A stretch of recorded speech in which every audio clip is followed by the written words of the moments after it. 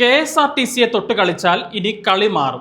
ബസ്സുകൾക്കെതിരെയും ജീവനക്കാർക്കെതിരെയും ഉണ്ടാകുന്ന അതിക്രമ സംഭവങ്ങളിൽ ഒരു തരത്തിലുള്ള വിട്ടുവീഴ്ചയും ഒരു ഒത്തുതീർപ്പും വേണ്ട എന്നുള്ളതാണ് KSRTCയുടെ പുതിയ തീരുമാനം. അത്തരത്തിൽ എന്തെങ്കിലും സംഭവങ്ങൾ ഉണ്ടായാൽ ഈ പ്രതികൾക്കെതിരെ ശക്തമായ നിയമ നടപടികളുമായി മുന്നോട്ട് പോകും.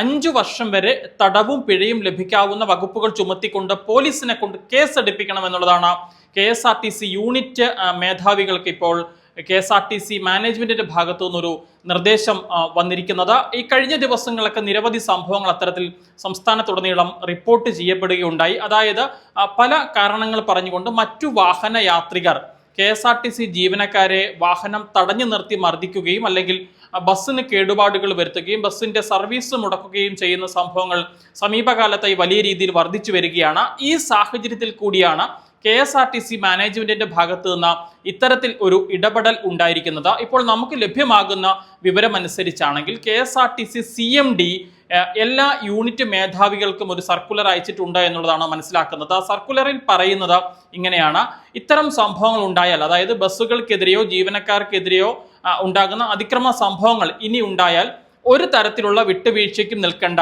ഒരു ഒത്തുതീർപ്പിനും അത്തരം കേസുകളിൽ നിൽക്കേണ്ട, പോലീസിനെ അറിയിച്ചുകൊണ്ട് PDPP ആക്ട് അടക്കം ചുമത്തിക്കൊണ്ട് അത്തരക്കാർക്കെതിരെ കേസെടുത്ത് ശക്തമായ നിയമ നടപടിയുമായി മുന്നോട്ട് പോകണം എന്ന് ശക്തമായ ഒരു നിർദ്ദേശം KSRTC CMDയുടെ ഭാഗത്ത് നിന്ന് യൂണിറ്റ് മേധാവികൾക്ക് നൽകിയിട്ടുണ്ട് എന്നുള്ളതാണ് മനസ്സിലാക്കുന്നത്. ബസ്സുകൾക്ക് കേടുപാടുകൾ വരുത്തിയാൽ മുൻപും PDPP ആക്ട് ചുമത്തുന്നത് പതിവായിരുന്നു. എന്നാൽ ഇനി അത്തരം സംഭവങ്ങൾ ഉണ്ടായാൽ ഒരു വിട്ടുവീഴ്ചയുമില്ല. ജീവനക്കാരെയും ആരും കയ്യേറ്റം ചെയ്യാൻ പാടില്ല. അത്തരം സംഭവങ്ങൾക്ക് ശക്തമായ നിയമ നടപടി ഉണ്ടാകുമെന്നുള്ളതാണ് മനസ്സിലാക്കുന്നത്. മുൻപ് പലപ്പോഴും ഇത്തരം സംഭവങ്ങൾ, ബസ്സുകൾക്ക് കേടുപാടുകൾ വരുത്തിയാൽ അത് കേസാകുമ്പോൾ ആ ബസ്സിനുണ്ടായ നഷ്ടത്തിന് തുല്യമായ തുക കെട്ടിവെച്ചാൽ ജാമ്യം ലഭിക്കുന്ന, അല്ലെങ്കിൽ ആ കേസ് അവിടെ ഒത്തുതീർപ്പാകുന്ന ഒരു സാഹചര്യം, ആ കേസ് അവസാനിപ്പിക്കുന്ന ഒരു സാഹചര്യം ഉണ്ടായിരുന്നു.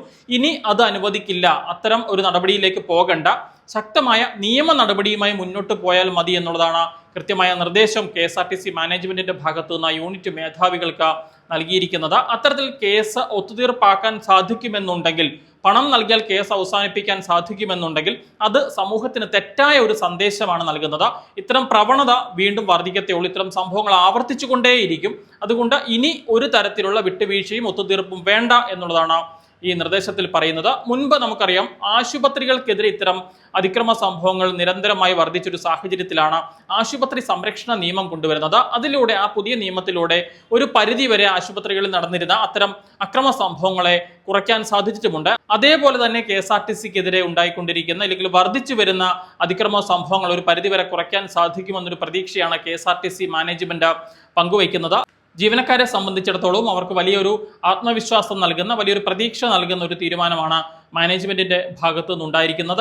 ഇനി അത്തരം നടപടികൾ സംസ്ഥാനത്ത് എവിടെയുണ്ടായാലും, ബസ് തടയുകയോ അല്ലെങ്കിൽ ജീവനക്കാരെ കയ്യേറ്റം ചെയ്യുകയോ ബസ്സിന് കേടുപാടുകൾ വരുത്തുകയോ ട്രിപ്പ് തടസ്സപ്പെടുത്തുകയോ ചെയ്താൽ ഒരു തരത്തിലുള്ള ഒത്തുതീർപ്പും വിട്ടുവീഴ്ചയും വേണ്ട. അതായത് തൊട്ടടുത്തുള്ള പോലീസ് സ്റ്റേഷനിൽ അറിയിക്കുന്നു. അവർക്കെതിരെ PDPP ആക്ട് അടക്കം ചുമത്തിക്കൊണ്ട് കേസെടുത്ത് നിയമപരമായി മുന്നോട്ട് പോകണം എന്നൊരു ശക്തമായ നിർദ്ദേശം ഇപ്പോൾ KSRTC CMDയുടെ ഭാഗത്ത് നിന്ന് യൂണിറ്റ് മേധാവിമാർക്ക് നൽകിയിട്ടുണ്ട് എന്നുള്ളതാണ് മനസ്സിലാക്കുന്നത്.